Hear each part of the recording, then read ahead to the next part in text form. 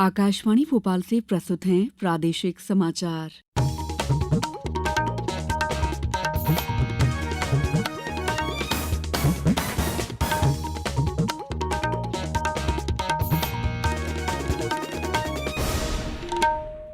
नमस्कार, समाचारों के साथ मैं दीपा सिंह। सबसे पहले मुख्य समाचार। प्रधानमंत्री नरेंद्र मोदी कल सुबह 11 बजे आकाशवाणी पर मन की बात कार्यक्रम में करेंगे अपने विचार साझा। केंद्रीय स्वास्थ्य मंत्रालय ने सभी सरकारी अस्पतालों और चिकित्सा संस्थानों को दीक्षांत समारोह के लिए नया ड्रेस कोड तैयार करने को कहा। सरकार ने सभी राज्यों को स्कूल सुरक्षा दिशा निर्देश 2021 लागू करने का निर्देश दिया। और प्रदेश में वर्षा से कई शहरों का बुरा हाल। इंदौर में आज छुट्टी घोषित, उज्जैन में शिप्रा में बढ़ा पानी। अब समाचार विस्तार से।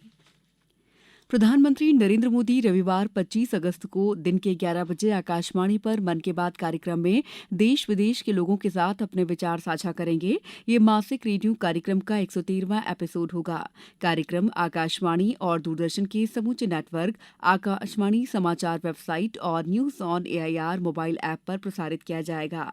इसे आकाशवाणी समाचार, दूरदर्शन समाचार, प्रधानमंत्री कार्यालय और सूचना तथा प्रसारण मंत्रालय के यूट्यूब चैनल्स पर भी सीधा प्रसारित किया जाएगा। केंद्रीय स्वास्थ्य और परिवार कल्याण ने केंद्र सरकार के सभी सरकारी अस्पतालों और चिकित्सा संस्थानों को दीक्षांत समारोह के लिए नया ड्रेस कोड तैयार करने को कहा है। मंत्रालय ने इस संबंध में केंद्र सरकार के सभी अस्पतालों और चिकित्सा शिक्षण संस्थानों के प्रमुखों को पत्र लिखा है। पत्र में कहा गया है कि विभिन्न संस्थान दीक्षांत समारोह के दौरान काले वस्त्र और टोपी का उपयोग करते हैं और ये परंपरा यूरोप में मध्य युग में शुरू हुई थी। मंत्रालय ने संस्थानों को निर्देश दिया है कि वे राज्य के स्थानीय परंपराओं के आधार पर संबंधित संस्थान के लिए उचित भारतीय ड्रेस कोड तैयार करें।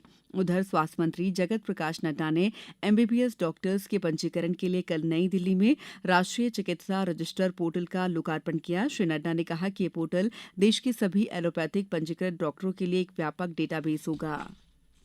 भारतीय खाद्य संरक्षा और मानक प्राधिकरण ने दूध और दूध से बने उत्पादों की सभी पैकेजिंग से A1 और A2 के बारे में सभी दावे तत्काल हटाने का निर्देश दिया है। ये आदेश ई-कॉमर्स प्लेटफॉर्म पर भी लागू होगा। प्राधिकरण को जानकारी मिली कि दूध और घी, मक्खन तथा दही जैसे दूध से बनने वाले उत्पादों की बिक्री A1 और A2 के वर्गीकरण के अंतर्गत की जा रही है। प्राधिकरण ने कहा है कि दूध में A1 और A2 का वर्गीकरण केवल प्रोटीन के संबंध में होना चाहिए, इसलिए दूध में वसा के संबंध में A2 का दावा भ्रामक है।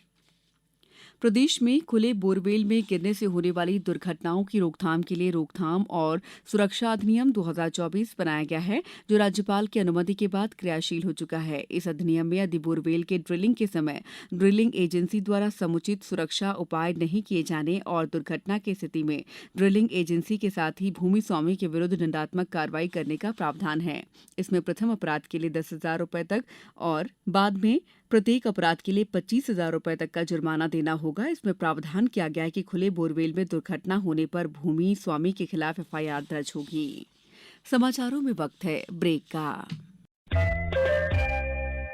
ये समाचार आप आकाशवाणी मध्य प्रदेश से सुन रहे हैं। हमारे समाचारों को अब आप कभी भी और कहीं भी अपनी सुविधा के अनुसार सुन सकते हैं। ये समाचार बुलेटिन YouTube, X प्लेटफॉर्म और Facebook पर AIR न्यूज भोपाल पेज पर सुने जा सकते हैं। इसके अलावा आप हमारी वेबसाइट newsonair.gov.in पर अथवा न्यूज ऑन AIR ऐप पर भी समाचार सुन सकते हैं। ब्रेक के बाद समाचारों में आपका एक बार फिर स्वागत है।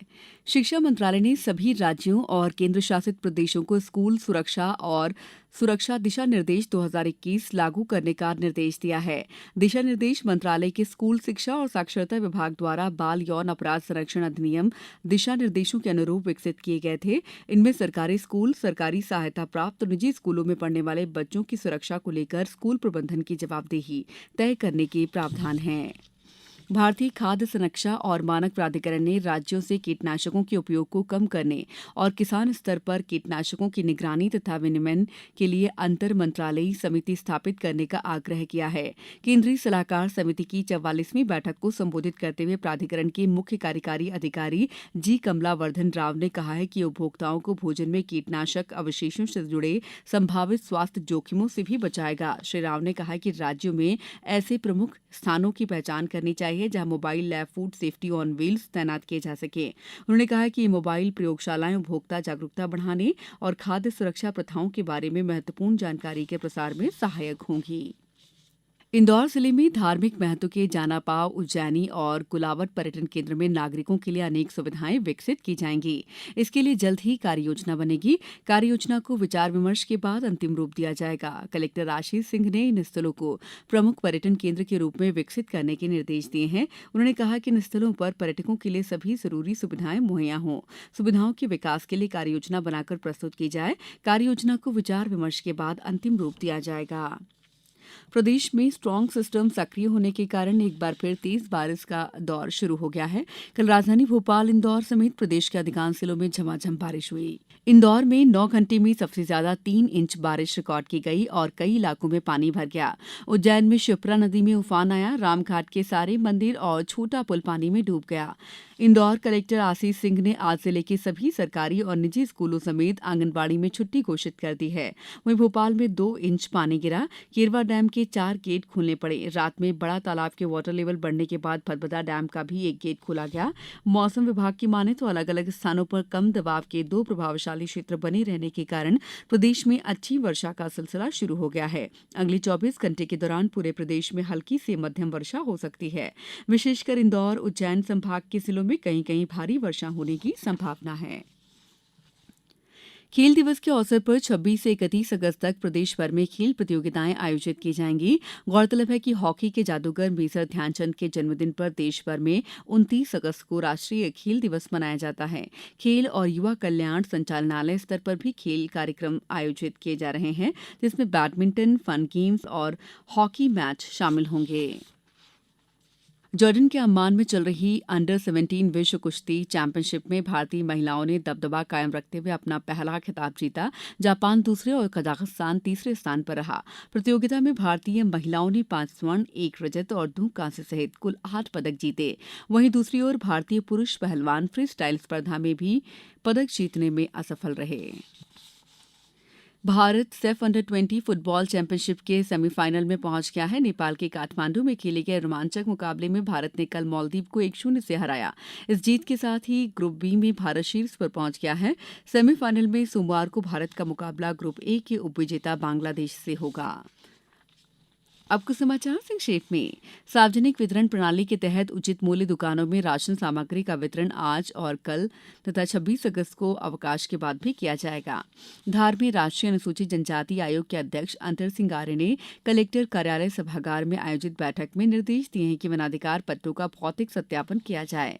पन्ना में 14 सितंबर को नेशनल लोक अदालत लगाई जाएगी। मंदसौर में राज्य स्तरीय रोजगार मेले का आयोजन 28 अगस्त को शासकीय औद्योगिक प्रशिक्षण संस्थान नया खेड़ा में किया जाएगा। मंदसौर जिले में जन्माष्टमी पर्व हर्षोल्लास के साथ मनाया जाएगा। इसके लिए जिले में आवश्यक दिशा निर्देश जारी किए गए हैं। डिंडौरी में प्रधानमंत्री जनमन महाअभियान के प्रथम चरण के बाद कल से दूसरे चरण की शुरुआत हुई है। योजना का मुख्य उद्देश्य शासन की योजनाओं को निचले स्तर तक पहुंचाना है। और छिंदवाड़ा में प्रधानमंत्री कॉलेज ऑफ एक्सीलेंस शासकीय सुशासी स्नातकोत्तर महाविद्यालय में राष्ट्रीय अंतरिक्ष दिवस का आयोजन किया गया। अंत में मुख्य समाचार एक बार फिर। प्रधानमंत्री नरेंद्र मोदी कल सुबह 11 बजे आकाशवाणी पर मन की बात कार्यक्रम में करेंगे अपने विचार साझा। केंद्रीय स्वास्थ्य मंत्रालय ने सभी सरकारी अस्पतालों और चिकित्सा संस्थानों को दीक्षांत समारोह के लिए नया ड्रेस कोड तैयार करने को कहा। सरकार ने सभी राज्यों को स्कूल सुरक्षा और सुरक्षा दिशा निर्देश 2021 लागू करने का निर्देश दिया। और प्रदेश में वर्षा से कई शहरों का बुरा हाल। इंदौर में आज छुट्टी घोषित। उज्जैन में शिप्रा में बढ़ा पानी। इस बुलेटिन में इतना ही। नमस्कार।